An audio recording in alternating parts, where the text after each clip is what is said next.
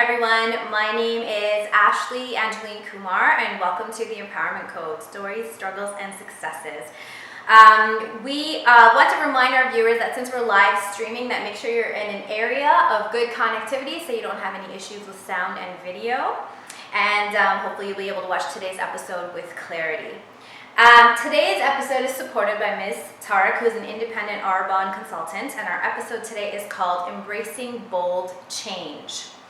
I just wanted to take a moment though before we start to acknowledge the events happening around the world, including what was happening today in Iran and also what's happening in Australia. So our good vibrations to all those people who are dealing with struggles right now. I want to welcome our guest today, Fatima Tariq. Thank you for being here with us. Thank you for having me. I reached out to Fatima after I saw a post of hers on Facebook where she made the choice to start wearing a hijab, which is a headscarf that Muslim women wear. Fatima, first of all, just a few background questions. When did you immigrate to Canada? How old were you? 16, so I was very young. 16. So were you wearing hijab when you first came? No. No? Okay. All right. I came from Iran. You came from Iran? Yes. Wow, what a interesting connection. Right. I was kind of giving me goosebumps. Yes. Goosebumps. Yes. Okay, so you came from Iran, not Pakistan? No. Okay. Well, my parents are from Pakistan, but I actually grew up in Iran. Oh, wow. So that must have hit home today a little bit. Yes, very much. Okay. Yes. Did you feel the need to assimilate into Canada, into the culture when you first came here? And was it confusing for you to straddle two different cultures? Oh yes, 100%. Can you explain? Well, I was 16 at the time. Yeah. Even though I went to an international school, I still was like, English was still my second language. Mm-hmm. And you know, just everything was, my cousins were born and raised here, and I actually came alone. My family was still back home. Oh, so wow. It was even harder. Wow. So yeah, it was definitely a lot of, my high school was not fun. Let's just put it that way. Really? Yeah. Wow. Through all of that, the need to assimilate, did you change who you were to try to fit in to Canada and the culture here? No, I think I had a hard time in the beginning. I really had, I didn't know what to change. So, interesting. Yeah, I think I had a really like an identity struggle? Yes, cultural struggle? very much, because like I said, you know, my parents are Pakistan, grew up in Iran, I speak both languages fluently, knew my English, but I had a funny accent. Funny accent. Yeah, okay. And yeah, just it was a bit of a mishmash shift, yes. How did you manage to maintain any grasp or semblance of your faith or religion when you moved to Canada?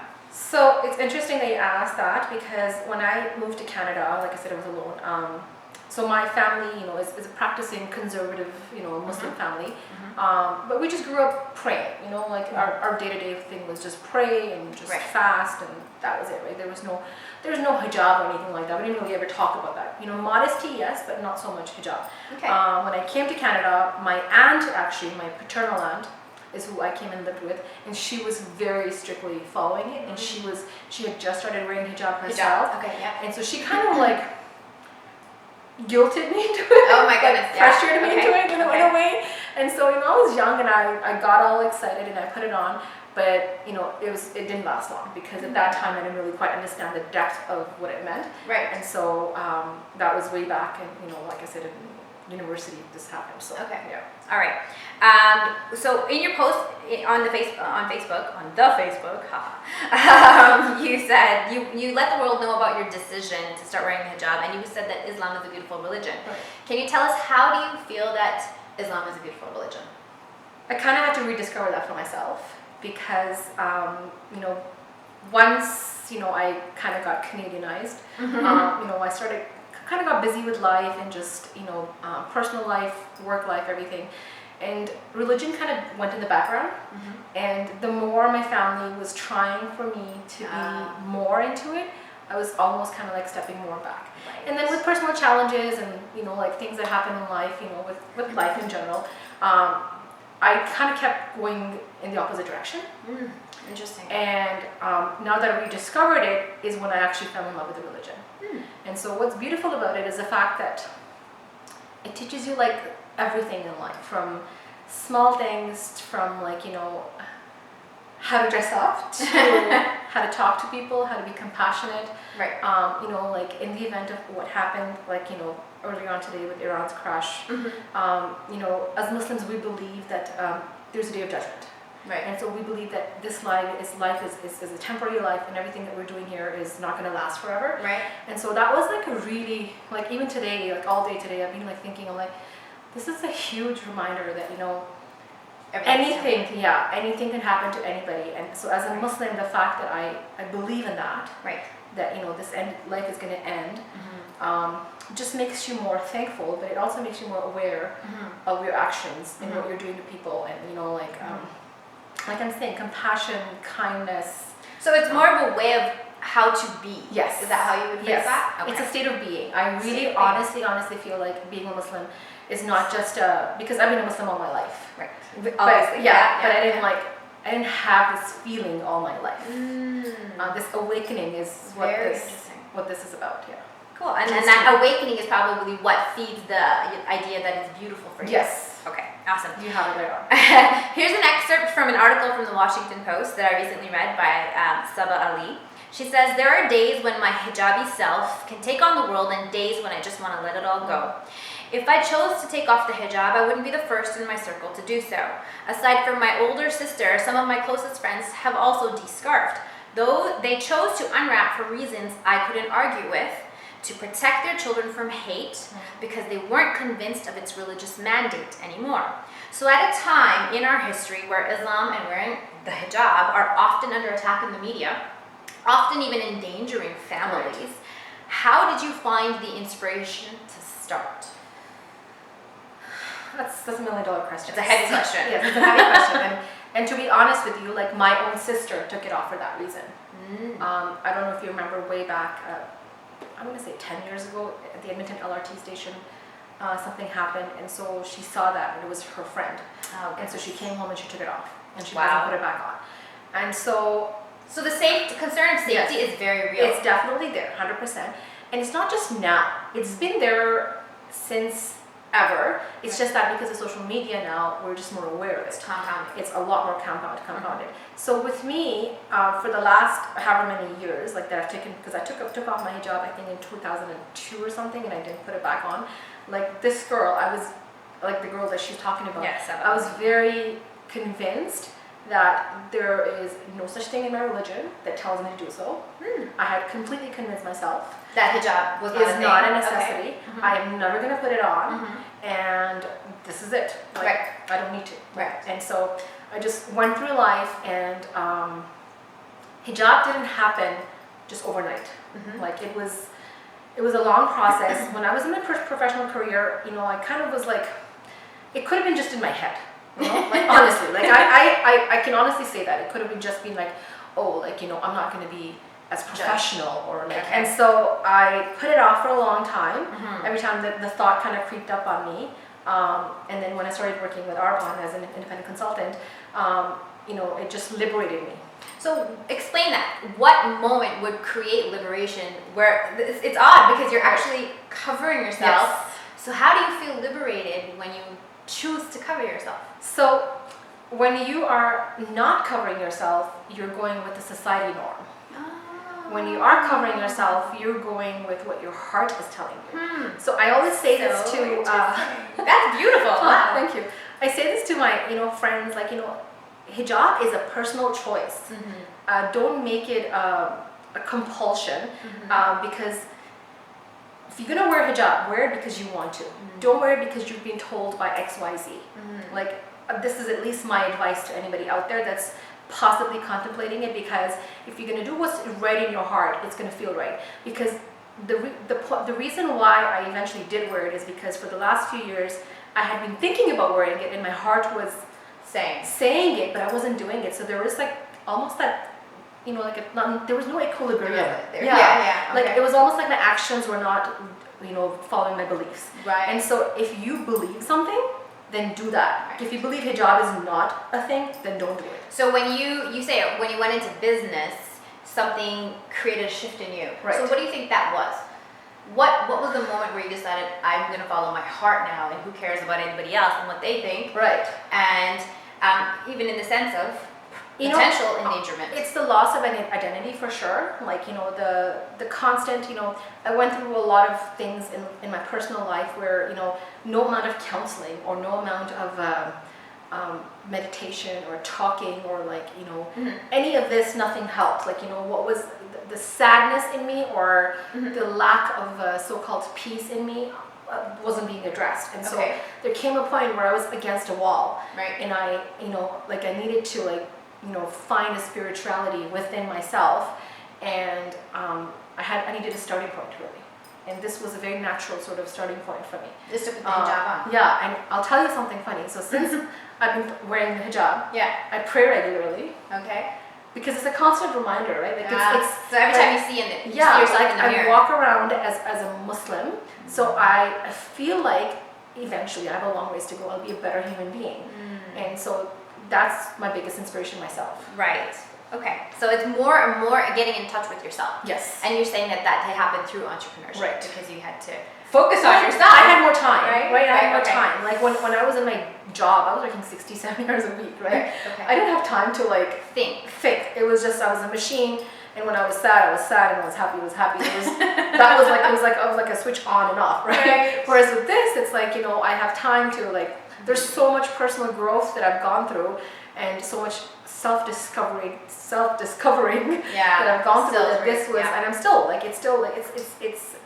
it's a day-to-day evolving thing. It's not stopping. Why do Muslim, and I'm sure there's a lot of misunderstanding out there, can you explain to us or enlighten us, why do Muslim women wear hijab? What is the purpose behind it? It's a multi-layered answer. So it's not, so some people will just say it's modesty. Yeah, and that's the answer I've heard to simplify. Yeah, it's modesty, it's covering your head. You don't just cover your head, you try to cover your clothes, you try to wear loose clothing, not show much skin. So that's all modesty, right? The deeper layer of that is your identity. So for me, it's a combination. Okay. The modesty, I never dressed in a very sort of unmodest way. I never did that. Right. But at the same time, I was getting there. Oh, right. My standards were slowly changing. Capris are getting higher and higher, and the sleeves are getting shorter and shorter. Okay. And so I really felt like, I was really trying to modernize myself. That's so interesting because a lot of women are actually going the other way to embrace themselves, where they might have covered up because they were self-conscious. Right. Now they're like, hey, this is me, and not putting on more. Right. So it's very interesting shift. Because when they're trying to be all Shove it. out there, they're following society's rule of what a female figure is supposed to be. Okay. Hair is down, sexy clothing. Is that based on what we see in the media? Yes. I suppose. Okay. 100%. If we look around ourselves, all the advertising is mostly females, right? Yeah. So good-looking females, right? So so that's definitely, unfortunately, women has become an object, right? So that's been around. Let's just call it what it is, right? And so with wearing the hijab, I'm not going to say that it's completely gotten rid of it, because I'm still wearing makeup, obviously, so it's still there, somewhere, right? Yeah. But it's for different reasons now. Okay. So and it's more it's personal reasons based on you. Okay. Exactly. All right. So when we want to think of women who are choosing to wear hijab, it's more about the identity of being a Muslim. Is that how we might phrase it? When I go to Costco, for example, or any public place, right? People know that I'm a Muslim now, whereas before they didn't, right? Because we all look the same. We all look the same. That's very interesting. When I was reading this article by Saba Ali, maybe I should post it. She actually specifically spoke about that. She said one day she took off her hijab and she went to a coffee shop and nobody looked at her. Right. She didn't feel special. She didn't feel unique. Yeah. But before, when she wore a hijab, she was someone. So it's very interesting how people tied their identity. And not just somebody, non-Muslims, you will have not stranger Muslims walk up to you and say Assalamu alaikum. And that's very heartwarming. That's beautiful. And so for sure. Are women condemned if they choose not to wear the hijab? Are they treated differently by members of the community? It all depends on the family that you grew up, honestly. Okay. It shouldn't be that way. It's such a personal choice. Yeah. I was fortunate enough, my family wasn't like that at all. I wore it all my life, right? Yeah. My parents didn't say they didn't say anything. No, they were not. They weren't put it on, right? But there are families, we were speaking about someone just before this, that they start really early, from age 7 or 8. For sure. Okay. So here's the thing. I feel like when girls start at a very young age, they might grow up confused, right? Okay. Because they don't quite understand or grasp the ideas. Mind you, the teenagers these days, like I have a friend of mine who has a 13-year-old daughter, and she wears a hijab, and if you talk to her, like she sounds like a 20-year-old woman. So, like, very mature for her yeah, age. very Okay. mature for Okay. her age. Social media has really, social media has a lot of impact on teenagers these days, right? So, but when I was 13, heck, I didn't know anything. And like literally anything. Yeah, like, things have changed. Yeah, things have changed a lot, right? And so I always say, like if the parents are gonna force their kids, there's always that risk of the kids kind of like going the opposite direction. So that kind of was, you said that Yeah. the more that your parents were telling you to be more Muslim, Right. the more you stepped away from the faith. Yes, because I was like, leave me alone, I got this, Yeah. this is between me and my God, Right. and blah, blah, But blah. there are communities where women Right. are either 100%, forced to wear it or 100%. treated poorly. Depending on the country, depending on the political background, like Saudi Arabia, for example, right? Like it's a Muslim country, but I say this as a joke. There's nothing Islamic about it. Well, but yeah, it's very modern, very modern country. That's for sure. No, Saudi Arabia is opposite. It's Saudi Arabia is like very very sexist to the point that they just allowed women to start driving. Yes, I believe Yes. I read about that. Yeah, I believe I read about that. Yeah. Okay. So you're probably thinking of a different country. Okay. I'm thinking of Dubai. I was gonna say Dubai. I'm yes. thinking of Dubai, Yes. that's for sure. Yeah. All right, since you started wearing a hijab, have people treated you differently now? Do you have different experiences out in public? I feel like men respect me more. Men respect you more? I really feel like that. Yeah. Interesting. Yeah, I really feel like the way they All men or just Muslim men? I didn't pay attention. I really didn't pay attention. Because that would be a very interesting question right. to know. Yes, I'm gonna observe that. Okay. Because Great. I'm gonna say all men because I deal with with my line of work, right? It's a constant thing, right? I deal with men on a daily basis. So here's more of a sensitive question. Yes. Do you feel that people are the men, let's say, for example, are nicer to you because of the attention that Islam gets in the media? So for example, it's a touchy subject. Right. So we don't want to offend the Muslim person in the room. No, right, for sure. Do you feel that has an impact? Tricky question. So are they treating you nicer because yes. of the hijab? Because or are they people treating you are nicer so because now they know you're Muslim, right? And let's not offend the Muslim person. It's a very good question because I can tell you that a lot of my non-Muslim friends have really come out and appreciated when I put on the hijab. And these are all like majority of my friends, by the way, are non-Muslims. Okay.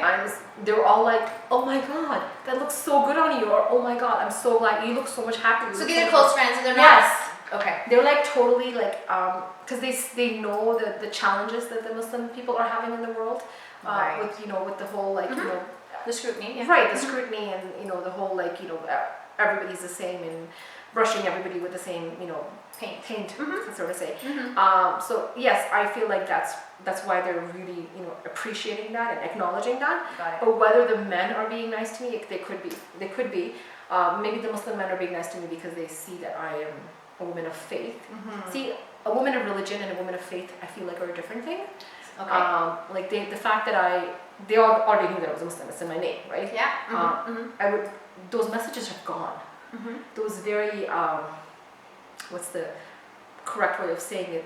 Those messages that were like, okay, you get out of my Facebook right now. I don't want to deal with you right now. Okay. Whoever the creep this is, I'm gonna like not talk to you. Yeah. Those messages have like slowed down by. Oh, so you're saying the negative male attention you were getting before yes has slowed down a lot. So that's a good thing. It is. That's what I'm saying. I feel like Very a little bit more respectful because it's like they're very, even if they want to compliment me, they'll say something like "you're beautiful" and that's it.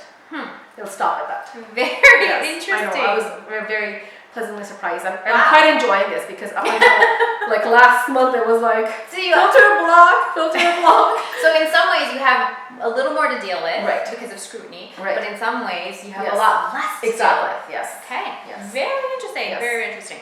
What advice do you have for women who are afraid to do something bold? So putting on a hijab at this time in our communities in the world right now is a bold thing to do, in my opinion. I feel like it's empowering if you think of it that way. Right. What advice do you have for women who are afraid of doing something bold, or let's just say even speaking up, because for them that's bold. Right. What advice do you have? Follow your heart. Honestly, like follow your heart. You only have one life, and you only have one heart. Yeah. And if your heart is telling you to do something, you should listen to it. Right. You know, you have to shut down the noise, because in all honesty, how do you shut down the noise? Because I think that's where people have trouble.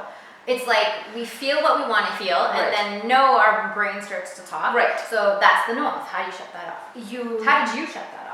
By saying that they're going to talk regardless.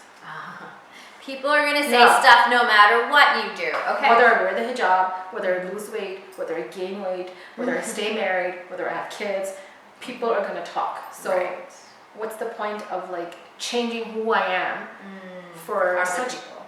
Well, not just other people, such insignificant other people. That's bold. Okay, awesome. Yeah. So let's let go of the insignificant other people that a lot of us have been holding on to. There's a very interesting comment in my book, upcoming book, The Balance Code. I actually talk about something called cultural shrouds, and you're probably aware of this too. But every family is raised differently.